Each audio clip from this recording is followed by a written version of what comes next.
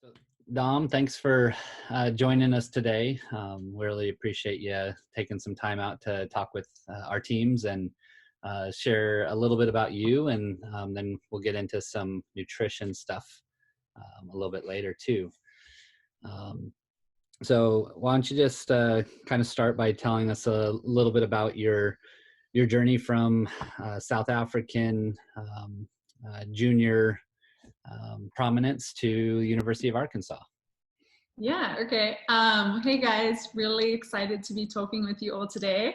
Hope you guys are doing well, staying safe and staying at home. So like Matt said, my name is Dominique Scott. I'm from Cape Town, South Africa, which is obviously a very long way from here.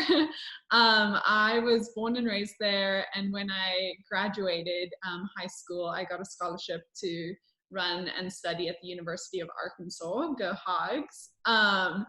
As a junior in South Africa, I'd run like a 428 1500. I was running really the 1500 3000s, that type of distance. I really just like had a love for running. I played a ton of other sports, but I think I was only decent at the other sports because I was pretty good at the endurance side of things, like good at running. So I played like field hockey, which obviously you guys don't really have field hockey in the States, but played field hockey in the winter with my cross country. And in the summer, I swam and did water polo. Water polo is a big sport in South Africa, and did track. And then I also kind of like dabbled in triathlon, and especially in triathlon was where I found that my running was by far my superior event, and that kind of like led me to following the running course. And when I was like 15 years old, I decided to move to boarding school so that I could be in a town that offered track and field, like that track and field was a more prominent sport. Where my parents lived, track and field just like wasn't one of the cool sports, so it wasn't you had to do it like extramurally. So became a school boarder during the week, and like trained with a great group of high school runners, and then that ultimately led me to getting the scholarship to come over to the States. And tell us a little bit about your success in college, and after a year or two of kind of getting situated, you started having quite a bit of success, and several national titles to your credit, and the only female in SEC history to win 3 straight cross-country titles. Just kind of tell a little bit about the excitement of those times. Yeah, well, I mean, I came to the States, and even though I was on a scholarship, I was not the best athlete on my team, not even the best freshman on my team. I really had a long way to go. I think at my first cross-country season in the fall, we did make it to the NCAA championships in Terre Haute as a team, and I was 144th, I think, something like that. So obviously that's not like terrible. I know there are a ton of athletes in the NCAA, but 144th wasn't exactly anything either to write home about. So really tried to work hard. In my first outdoor track season, I kind of got pigeoned as the 10K girl. I'll tell you a quick funny story.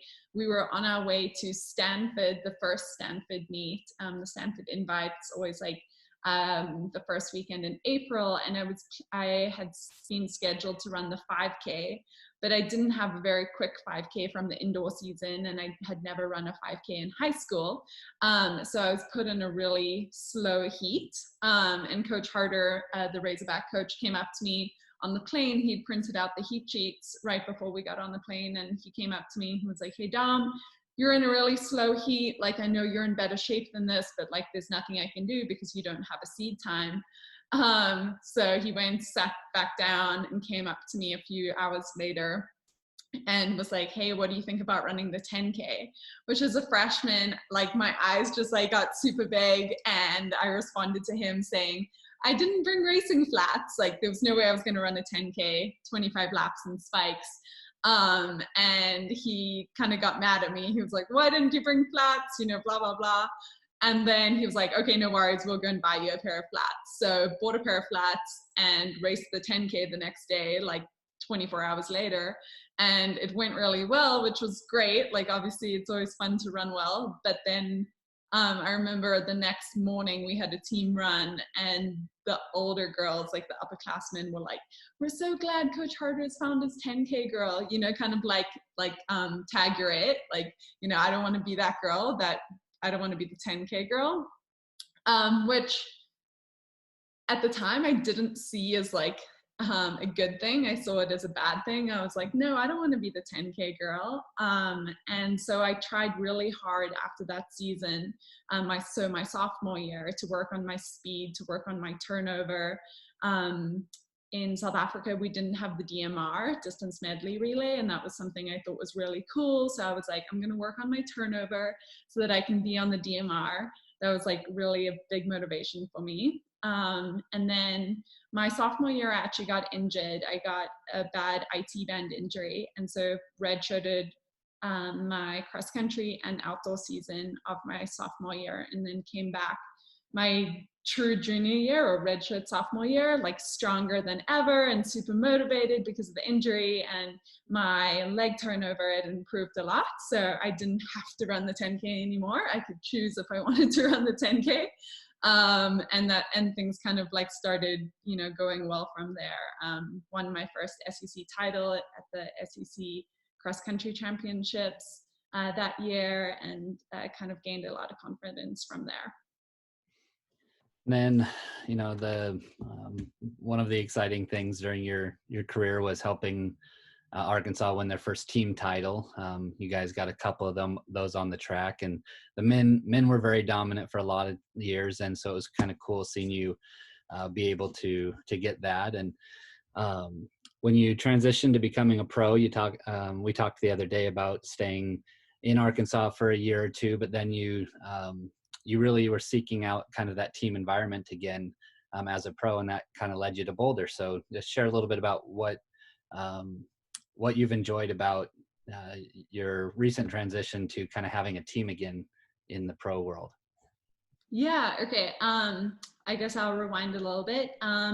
So my last few years at Arkansas went really well, and I was able to help the Lady Razorbacks win our first ever indoor and outdoor NCAA team titles, and won some individual titles myself. My senior indoor year won the 3K indoors, and senior outdoor season won the 5K, 10K double. I always like to tell people too, though, that every year prior to that, so like my junior indoor season and my junior outdoor season, I'd come second in the 3K and 5K and 10K. So I had to kind of take those steps into, getting the gold. But yeah, after graduating in 2016, I was very lucky to sign a professional contract with Adidas. And it was like a huge dream of mine. And then later that summer, represented South Africa at the Rio Olympics in the 10,000. And so that was absolutely incredible, and stayed with my Arkansas coach for about a year and a half, until I really felt like I was missing that team environment that had helped me go from 144th to being a national champion. Just like having that team around you, I feel like is so special. And when I was at Arkansas, I kind of, I guess like, I can't think what the right word, like forgot how incredible it is and how special it is, and how having a good team environment around you really helps you to, be the best athlete and the best version of yourself. So then Emma Coburn, a US steepler, reached out to me. She went to CU and lives in Boulder, Colorado. And at the time, it was her and two other girls that were training under her husband, Joe Bosshard. And they asked me if I wanted to train with them. So I was super excited, but my husband back in Arkansas was not so excited. He didn't want to move. So for about a year and a half, I trained with this group remotely. So I was coming out to Boulder, or we'd go even higher up to Crested Butte, which is it's like around 9,000 feet, so it's very high. So between Boulder and Crested Butte, I was spending a lot of time away from Arkansas. And then just last summer, my husband finally gave in and he was like, okay, I guess if I ever want to see you, we're going to have to move to Boulder. So after the World Championships in Doha last year, we finally put our roots down in Boulder. So currently I'm in Boulder, Colorado.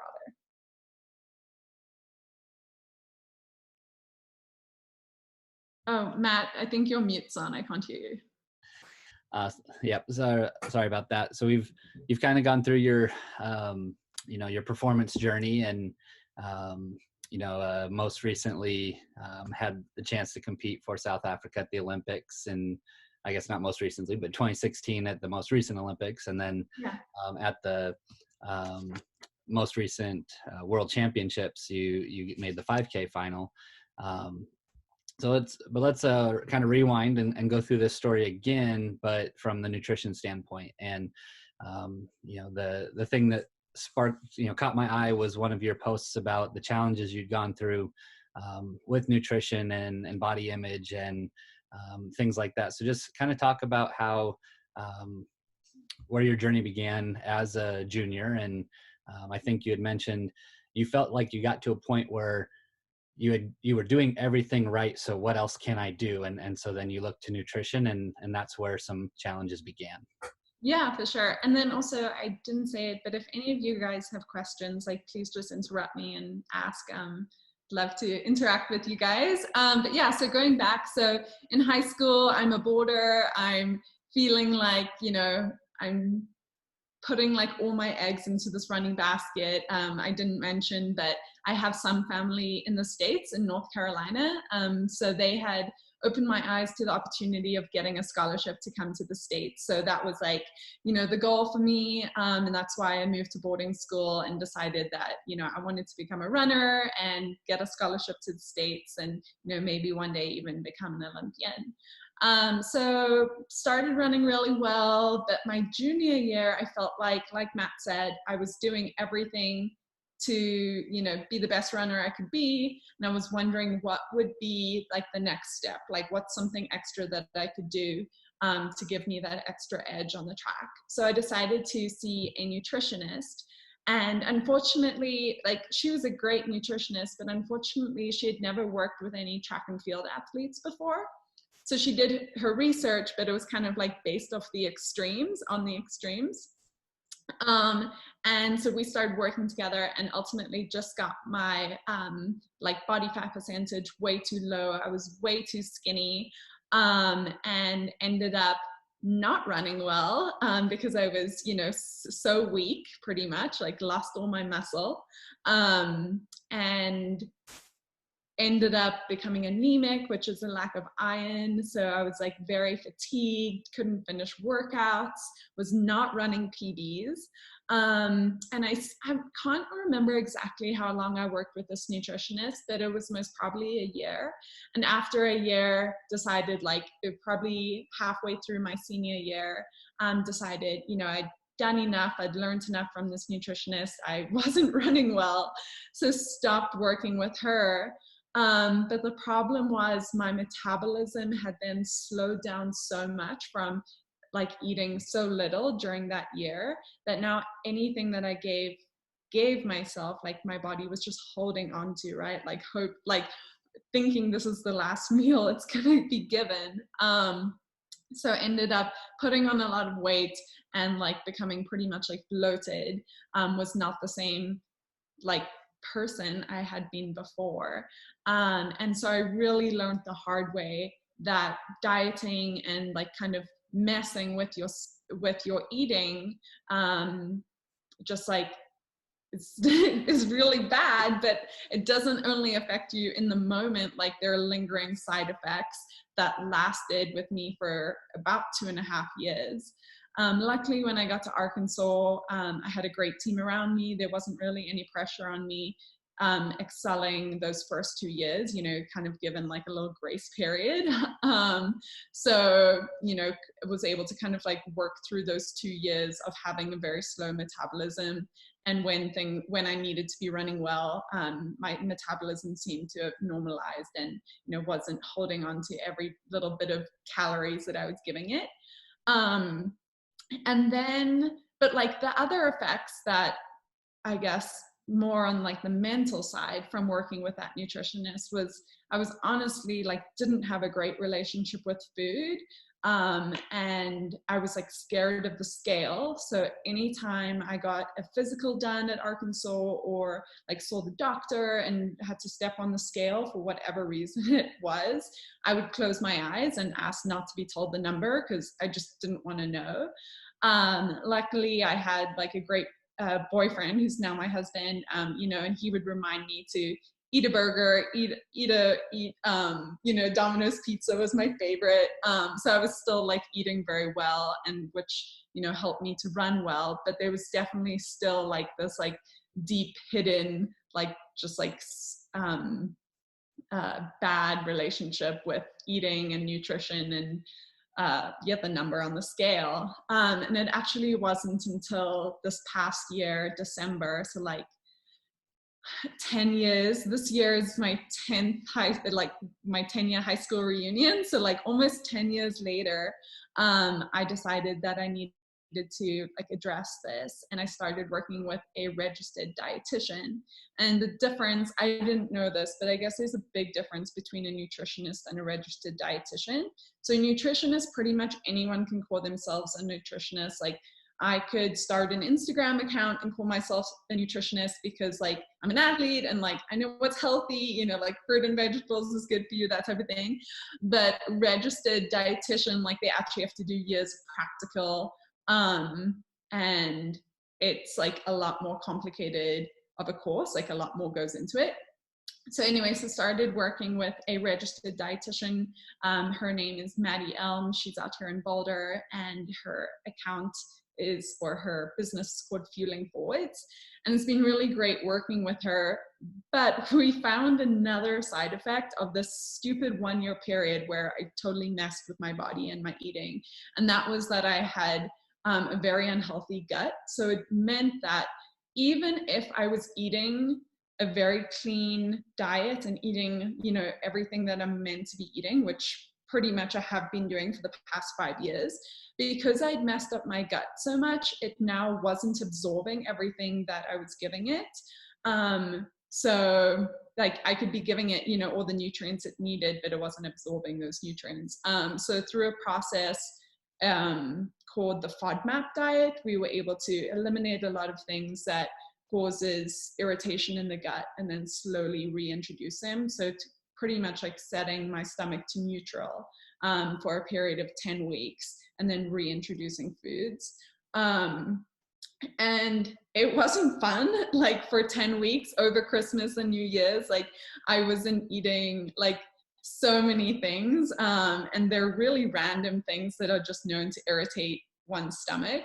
I'm trying to think of a good example now, but like gluten, I couldn't eat any gluten, a lot of sauces, couldn't eat any onion or garlic, which is like pretty much any seasoning. So it's just like a ton of stuff that I couldn't eat for a long period of time. And then after those 10 weeks, very slowly reintroduce them, so that like my stomach could like learn how to handle them again. But through all of this, I realized like how much that silly 1 year of working with that nutritionist back in high school had affected me, and for such a long time. And that really made me want to share it with athletes, and just try and help them not make the same mistakes that I made. And that's the post that Matt saw, and I can speak to you guys. So right now I have a much healthier relationship with food and with nutrition, and I feel like I'm in a much better place. But definitely my body, I scarred my body as a 17-year-old, and the effects lasted until I was like 26. So definitely, a few silly decisions, just trying to be the best athlete I could, lingered for a long time. Well, it's very reassuring to hear, that people face challenges. We a lot of times associate the success you have as a runner and might not see some of that behind the scenes stuff. So it's good to be able to hear that side as well. Last question I have for you right now, and then I'm going to have Etta open up our athlete questions. And feel free, anybody from either team, feel free to ask questions. But the last thing I wanted to bring up was yesterday when we talked, you mentioned everything in moderation. And so just kind of talk briefly on that, and then Etta, after that, jump in with your question and get the athletes started. Cool. Yeah. So I've always been a firm believer in everything in moderation. Too much of anything is a bad thing, right? Like even too much like fruit, which is going to be like too much fiber in your diet, is going to upset your stomach. Myself, as well as like my teammates, all eat a very balanced diet. There isn't really anything that we restrict ourselves from having unless it's like a real dietary allergy or intolerance, I guess I should say. Like my one teammate is dairy free, and right now I'm eating gluten free, as through that FODMAP diet we found that gluten was irritating my stomach. But we have chocolate, we have our glasses of wine, we're all over 21. And, we really don't limit ourselves like that. We eat bacon, with our breakfasts. We really don't deprive ourselves of anything. And by doing that, we find ourselves not overeating or binging or, going up and down in weight. Like we're all pretty stable. There isn't too much of a difference between our weight off season and in season. And that's something that I think professional athletes maybe don't do a very good job of sharing. Is that, we do eat ice cream. I think we all like to post pictures of the healthy meals we're making at home and eating at home. But in reality, we are eating dessert, and we are having, the sweet things too. So yeah, big believer in moderation. All right, Ed, I jump in. Okay, hi. My question is, I think it's fun. I don't know. What is your favorite way to consume potatoes and why? Your coach gave me a heads up you're going to ask that one. I asked my husband too. I was like, what would you say? I love French fries. I'm a big French fry girl. But just a few nights ago, I made mashes. Have you ever made mashes before? No, smashes. Sorry, smashes. So it's like you would take like small potatoes and you boil them, then you like crunch them down, and then you bake them. And those were really yummy. But like regular day, just like French fries for sure. And other questions, feel free to jump in, anybody. Yeah, and if you guys have any nutrition questions too, or just like training, being a professional, or NCAA questions, college questions, anything.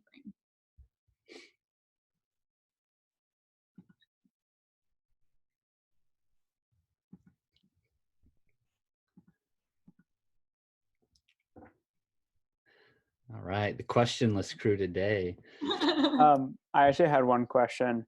You mentioned how that you start to become aware that like your gut might not be absorbing things. Like, can you go into like some of the signs that you start to notice, and like how for a collegiate athlete we should be like aware of maybe whether we should seek out someone and take a similar course of action? Yeah, for sure. I mean, it's not, I guess, something that we like talking about, but I used to get a really sore, bloated stomach after some meals, like painful. I'd eat a meal and sit down on the couch, and like my stomach would be bloated and be sore to touch. And then also just like irregular bowel movements.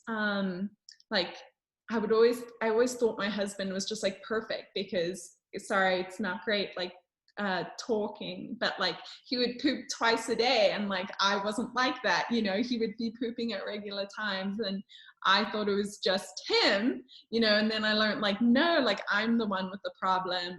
So irregular bowel movements, sore bloated stomach, yeah, those are really like the two for me. That if on your runs, if you're always having to stop to go to the bathroom, like that's not normal either. I thought it was normal, but that's not normal either. So, you know, any type of like stomach issues that you maybe feel like, hey, like my friends aren't like this, or, you know, my brother or whatever.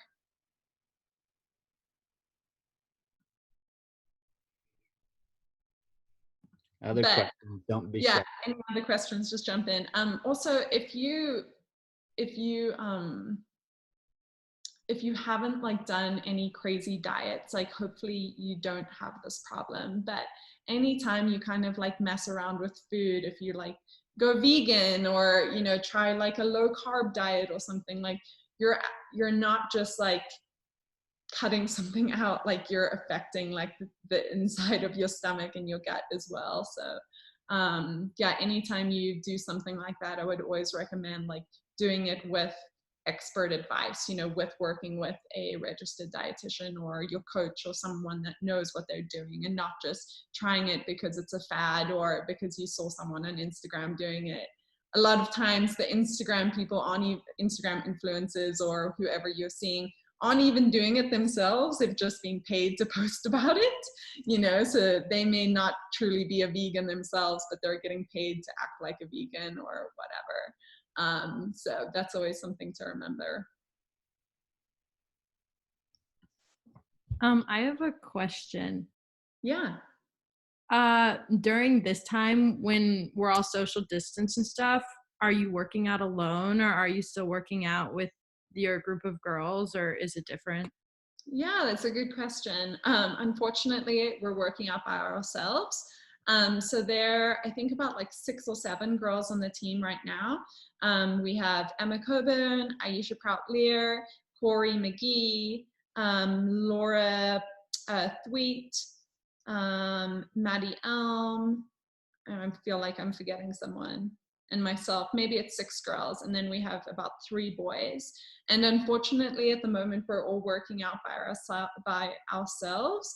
At the beginning of the social distancing, we were running with, we had kind of like partnered off, and I was running with Emma until we kind of felt like we shouldn't even be doing that. So for the past like 4 weeks, we've totally been training by ourselves, which is definitely hard, and like isn't as fun. I feel like the miles go by a lot slower.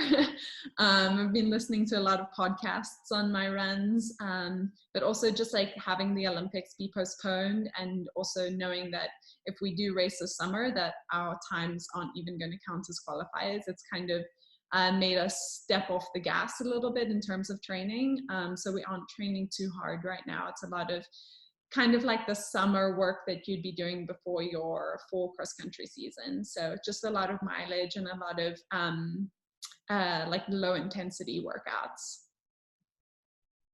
Yeah, I understand that. I mean, I follow Emma Coburn on Instagram, and you and Corey McGee, and I've just like noticed that the pics have gotten a lot more solo. yeah, unfortunately, Corey lives like on the other side of the street to me, so it's really hard to, you know, not join in for a run together when we're like doing the same thing. We've been starting our workouts at similar locations, just like 15 or 30 minutes apart, so that my coach can drive around and, you know, give us a couple words of encouragement. But yeah, we really are training solo. You mentioned kind of shifting your training. Do you shift your diet based on kind of the intensity of the work you're doing, whether you're in more of that base training phase, or when you get to like the heavy competition or heavy intensity phase? Do you find that you're doing different things after certain intensities of workouts or portions of your year nutritionally? Yeah, I would say that I just try to like listen to my body. So when I'm running really high miles, which for me is like 85 to 90 miles a week, you know, with multiple workouts in a long run, I'm more hungry because I'm running more and putting my body through more stress. So then I'm normally eating more. And when I'm not running as much, I'm not quite as hungry. So, you know, I eat less. Definitely when races are approaching, just I think because of nerves and lower mileage and higher intensity, things kind of seem to level out. Definitely with harder track workouts, faster speed work, I feel like my teammates and myself, we lean out more anyway, and we're not craving, you know, as many carbs as you would when you're running 90 miles a week. So I guess I don't like track it or like purposely cut anything out, but it's more like what I'm craving at the time. I also have a like nutrition related question. Yeah. So like I personally struggle with this, and I know some people do too. Like it's hard sometimes to feel hungry after running, like especially immediately after running, or like just not feeling hungry in general. But obviously we need to like eat to fuel our bodies. So how do you know, I mean, you have a registered dietitian, so that helps, but how do you know like how, if you're fueling your body enough, or like when to keep eating more, I guess? Yeah, that's a great question. So all of my teammates and I, all the girls and I, we all have a protein shake after our hard workouts. And most of the girls on my team use collagen as our form of protein. So collagen, you can buy it like anywhere now at like Target or Whole Foods. And we always do just 2 scoops of collagen in like 12 ounces of water, and maybe with like a Noon tablet or Scratch or some type of electrolytes just to give it some flavor. But you can also buy collagen in flavors. I actually just bought like a peanut butter flavored one, which is pretty good. And getting that bit of protein in within 30 minutes of completing your workout is so good for you, because it's like, you know, rebuilding the muscles that you've been hurting. So I would definitely recommend that if you're not an eater. They do say to pair a protein with a carbohydrate. So there are some protein carbohydrate drink blends, and you want to look at 3 to 2. I mean, I can write this on my Instagram, but so you really just need like a carbohydrate protein mix. So I like doing my collagen shake. So 2 scoops of collagen with a banana. So that's my carbohydrate and my protein. Other girls, they'll do a bar, because most protein bars have that balance. But I know actually Emma, she doesn't like eating after her hard workout, so she just does a protein drink. What else was I gonna say? Oh yeah, my team kind of has like, I guess like not a rule, but like kind of like a hidden rule of like after our runs we go and eat, and like that's the way of looking after our bodies, like after a workout or after a run. So we're normally only doing those protein shakes after workouts, but after runs we try to make it a priority to go, you know, straight to the cafe or to our houses to fix a meal to eat.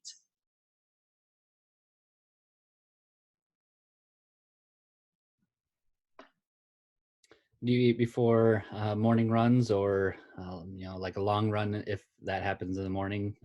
What are you trying to do before that? Yeah, so pretty much my teammates and I were all like splitting images of each other. We all do peanut butter banana toast in the mornings before our runs. So obviously as professionals, we don't have to go to class during the day. So we're doing our longer workouts and runs in the mornings. So we all do peanut butter, honey, banana toast in the morning. Aisha likes to do oatmeal and sorry, not oatmeal, granola and yogurt and fruit. But most of us are just doing toast with peanut butter, which once again is your carb and your protein. And yeah, we always eat before runs, to answer your question, Matt. I have a question. Any other questions? Sorry. Go ahead, Eleanor. I know that you kind of already touched on this, but is there any period of time, like during championship seasons, where you're like more cognizant of what you're putting in your body? like I've read some athletes, they like 2 weeks before championship season, they like cut out certain stuff versus like they're up their training like in the summer. Yeah, that's a good question. For me during college, I didn't. I think, you know, like the week before any big race, I wasn't wanting to like smash a Domino's pizza or, you know, eat a big burger or something like that, just because I was a little stressed and there was a lot on my mind.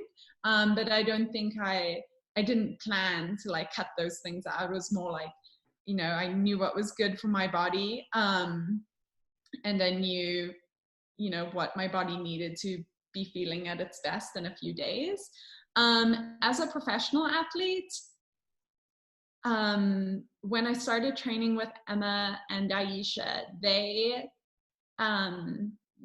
try to cut things out like 3 weeks before a world championships or Olympics, so like 20 days, 21 days.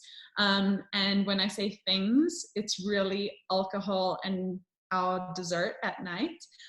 They try to limit drinking alcohol or eating dessert about 3 weeks before a really big you know, end of season goal race. But for any other races, we're still, you know, everything is in our diet. I think it's honestly more like the mental side of like cutting that alcohol and sweets out before a big race. It's more like you're telling your body that like it's go time, it's time to race. I don't think we're doing it to get leaner, like, you know, cutting a few hundred calories out of your diet.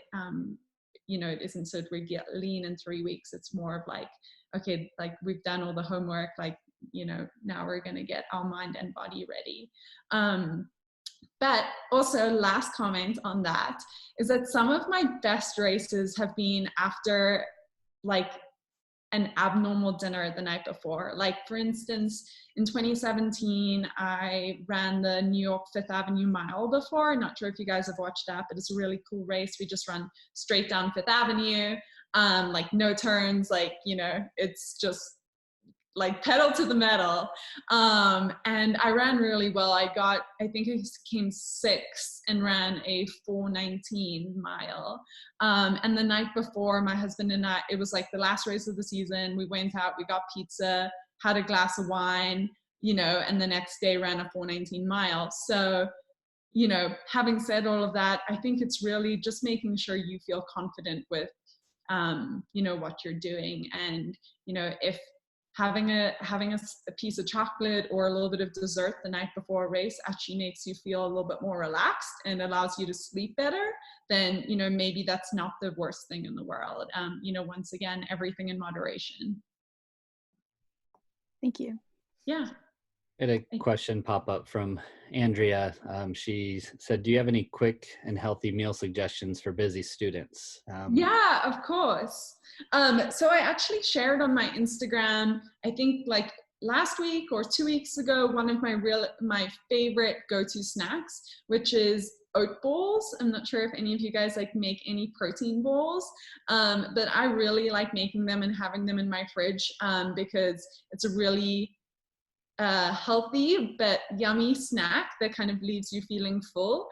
So if you want an idea, you can head to my Instagram. The recipe's on there. You just mix all the ingredients. But anytime that you're looking for a snack, I know right now too, like maybe you're not super busy right now, which is probably, at least for me, leading me to like opening the fridge and the pantry like multiple times a day and then realizing like I'm not hungry, I'm just bored. Not sure if you guys are having that, but when you really are hungry and you need a snack, my trick, or I guess piece of advice would be always try to pair a protein and a carb, because it will leave you feeling fuller for longer.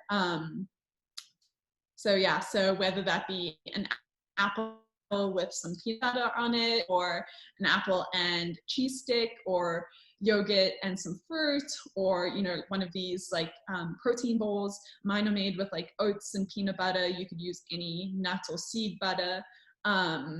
and I put jelly in mine, jelly or jam. You could add like chopped chips or some collagen or any other protein powder you have.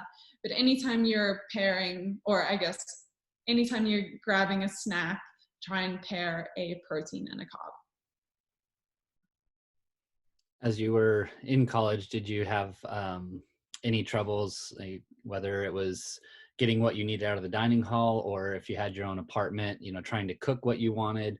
Did you have any, did you do any meal prepping for the week, or what were some tricks you did while you were either in the dining hall or cooking for yourself? My freshman year, so we didn't have like, I know some of the bigger colleges, they have like athlete dining halls. We only got that my 5th year at Arkansas, so I didn't really get that, too much.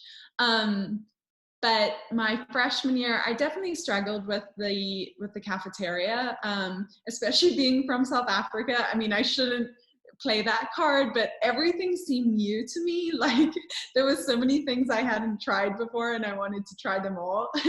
I remember one of my teammates asking me if I'd had waffle fries before, and I was like, no. And they're like, you have to try them. And I asked my husband, I was like, what is a waffle fry? And he was like, it's just a fry in like a different shape. Like, there's nothing different, but I felt like I needed to try it all. So definitely my freshman year, not that it was like a challenge, but I guess it was a challenge. It was a challenge not to try everything in the cafeteria and every new type of cereal. And then my sophomore year, I moved off campus and started cooking. And honestly, I didn't know what I was doing. I hadn't ever cooked growing up, so I had a lot of learning to do. But I was trying a lot of recipes and stuff.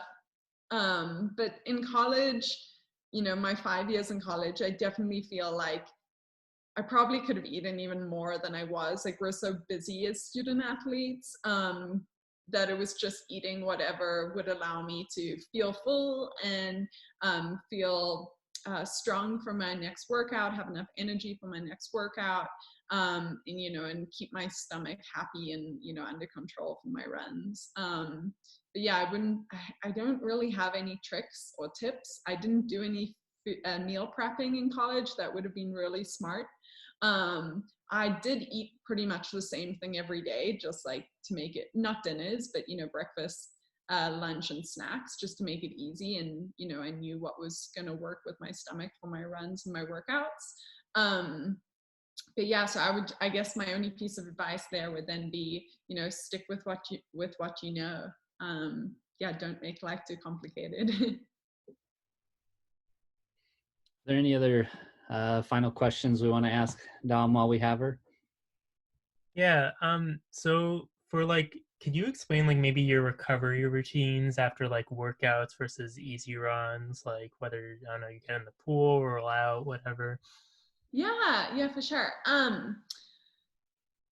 So easy days, I try to make them as not about running as possible. I really just get my run done and that's it. But on hard days, which includes workouts and a lift for us, there's definitely almost the whole emphasis of the day is around training and recovery. So for me, my recovery first and foremost is about fueling. If you have to fuel your body after you've put it through a hard workout. So that's getting my protein and my carb within 30 minutes. It's also keeping my legs up after my workout, between my workout and my second run in the afternoon. It's making sure I'm getting enough sleep at night. It's all the boring things, unfortunately. It's making sure I'm drinking enough, hydrating enough, especially during the summer months. I have a Normatec, so I try to use my Normatec after hard workouts and the evening before a hard workout. I'm a foam roller, none of my teammates are, but in the mornings before workouts, I drink my cup of coffee, watch the news while foam rolling. It just kind of makes me feel a little bit more prepared for my workout, and working on any spots that maybe feel knotted up or irritated. We do all of our stretching after our lifts. So most of us do, or what we normally try to do at the moment, it's slightly different because of this time that we're in, but we'll do a hard workout, then we'll go straight to the weight room, lift, and then we get in all our stretching and our like rehab exercises. Everyone on the team works on their ankles a lot, something that I didn't know about before I joined this team. Because as a runner, we're like jamming our foot into the ground like multiple times, and your ankles just get locked from that repetition. And because of your then locked ankle, it can affect a lot of things higher up the chain. So we all try to work on our ankles a lot and our Achilles a lot. So we do a lot of strengthening exercises and like loosening exercises of the, you know, ankles and Achilles. Just things like with bands, even just like grabbing your ankle and like moving it around, just like loosening them up. I don't know if I've really answered your question very well, but I wouldn't say that there are too many tricks with or secrets with recovery. You know, you guys know it all. It's fueling, sleeping, I guess those are the two things. Yeah, no, that definitely is helpful. Thank you. Okay, cool. Yeah, my coach Joe Bossard is a huge believer in sleep, so we all try to, you know, get as much sleep as we can. How much sleep do you try to get now, and how much did you get while you were in college? Probably about the same. I go to bed around between 9:30 and 10 every night, and I'm waking up between 7 and 7:30. And I think it was pretty similar in college. I never signed up for the early classes. I'd rather wake up, do my morning run, and then have all my classes in the middle of the day before our afternoon practice. So what is that, like 9 hours of sleep, probably between 8 to 9 hours of sleep a day. When workouts are really hard, I try to take an afternoon nap. Sometimes that will be a 20-minute little power nap up to like an hour nap in the afternoons. But obviously that's another way to get a couple extra minutes of sleep. All right, last call for questions. I have one more. Sorry.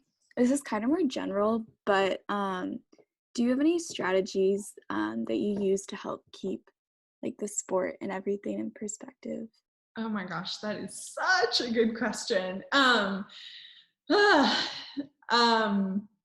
I need to say this to myself a lot too. I think it's so easy to get wrapped up in our sport and our performances.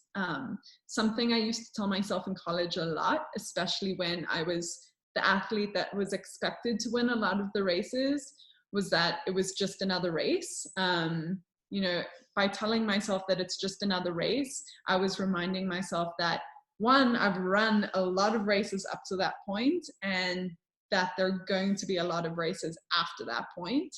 That always helped me in college. Not sure if that's helpful to you.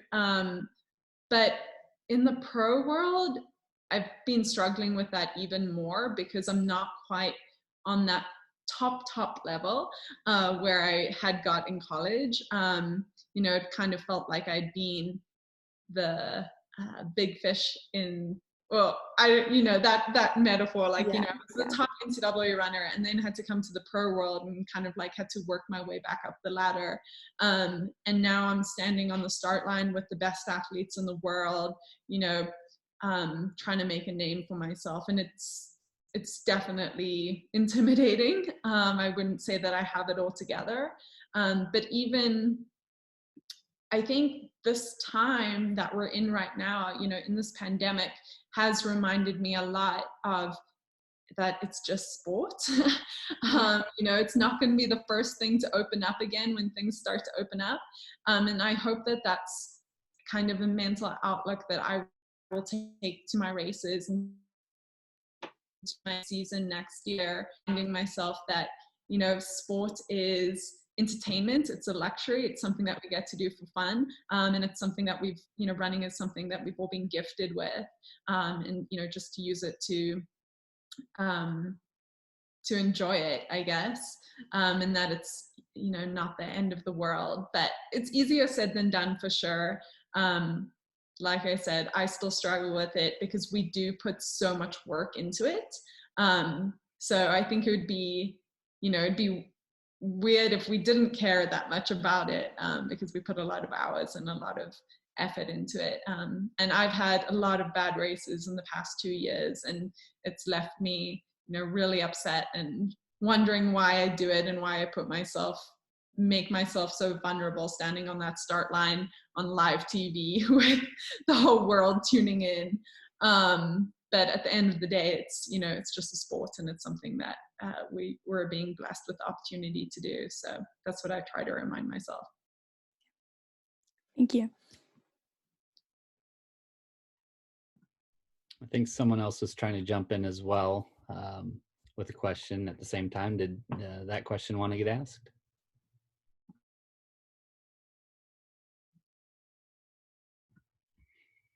All right. Well, Dom, we definitely want to thank you for your time. You've definitely more than done the 30 minutes I promised you. So I would quickly end with saying something, if you don't mind. Yeah, Matt. go for it. Okay, 2 things. So one about nutrition, just like, once again, don't believe everything that you see on social media. Do your research before diving into any diets or, trying anything out. And also, I guess, just remember, like, everything in moderation. Don't deprive yourself of anything. If you're craving something, it's because your body wants it, so give it to yourself within moderation and within reason. I don't believe even in cheat days, and I don't feel like I need a cheat day because, every day for me, I'm giving myself a little bit of something that, I want. And then for college, like, just enjoy it, because I promise college is like the best time of your life. Even right now, like, living out my dream, being a professional athlete, living and training in Boulder, Colorado, like, my time at Arkansas running for the Razorbacks were, like, honestly the best 5 years of my life. It was so much fun, and I wish that I had enjoyed it and embraced it more when I was living it. Obviously it's easy to now look back and say, gosh, that was fun. But yeah, college is just a really great time of your life. So just enjoy it. But yeah, thanks for having me on today, Matt. It was great to talk to you guys all. And if you have any questions, I know racing and mental outlook and nutrition questions can sometimes be pretty personal. So if you guys have any other questions, either that are personal or that you didn't think of now and pop up later, just send me a DM on Instagram, and I'll respond to you guys there. All right. Well, thank you so much, Dom, and best wishes with the solo training right now and the road to 2021 Tokyo. Cool. Thanks, guys. All right. Bye.